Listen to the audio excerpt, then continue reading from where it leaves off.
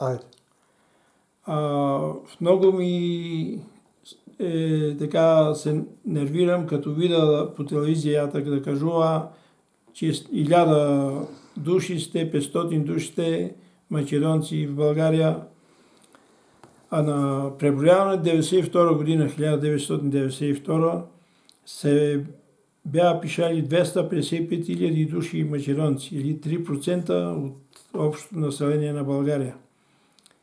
И вечерта, след преброяването, по втора програма гледах и кажа 255 000 души са пишали и утре да отивам за вестници да взема да чета, никъде нищо, ни дума за тази работа.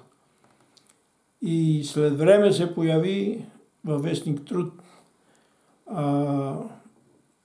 по данни на ЦРУ, на права страница, голямо заглавие, по данни на ЦРУ, България са пишали 255 000 души македонци.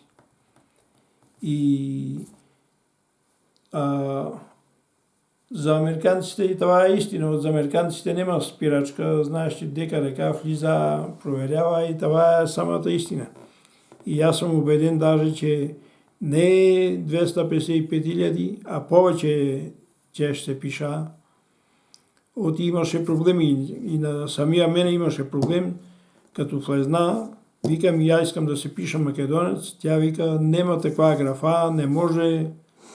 И ми викам, щом не искаш да ме пишеш, вратата отдика си влезла, излиза и нема се пиша.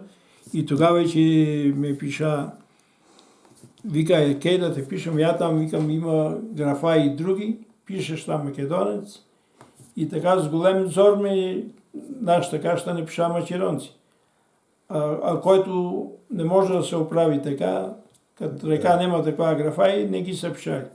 Значи, по-голяма бройка трябва да видя.